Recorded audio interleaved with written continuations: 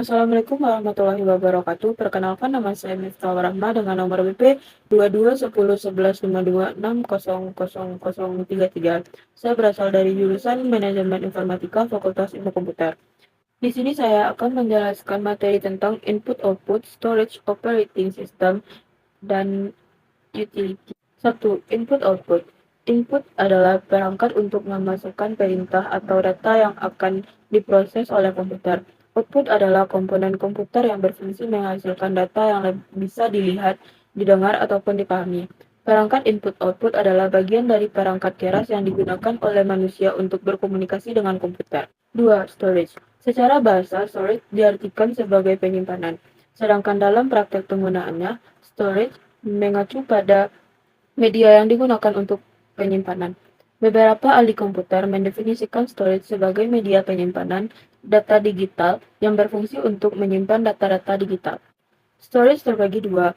Pertama, primary storage. Primary storage disebut juga dengan memori internal. Primary storage ini memiliki akses yang lebih cepat bila dibandingkan dengan secondary storage. Secondary storage merupakan media penyimpanan yang bersifat permanen, yang berfungsi untuk memproses data yang berada di CPU. Operating System dan Utilities.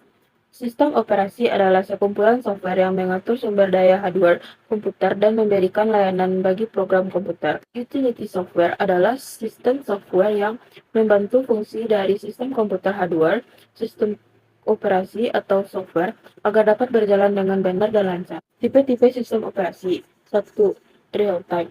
Sistem operasi real time adalah sebuah sistem operasi multitasking yang ditunjukkan untuk menjalankan aplikasi real time.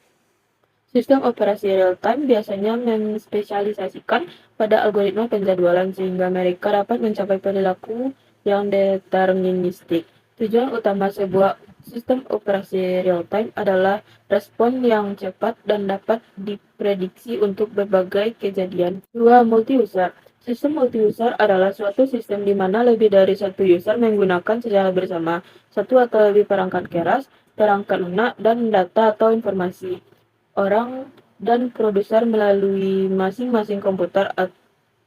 Tujuan sistem multi-user. 1. Meningkatkan produktivitas dan efektivitas SDM. 2. Meningkatkan produktivitas dan efektivitas organisasi. 3. Meningkatkan layanan kepada mereka yang tergantung pada sistem. 3. Multitasking. Multitasking adalah pemrosesan beberapa tugas pada waktu yang bersamaan.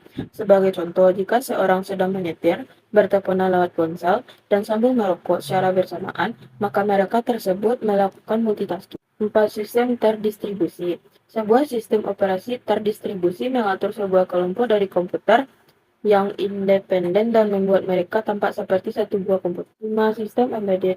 Sistem embedded adalah kombinasi perangkat keras dan perangkat lunak komputer, baik dengan kemampuan tetap atau dapat diprogram, yang dirancang untuk fungsi tertentu atau fungsi dalam sistem yang lebih besar.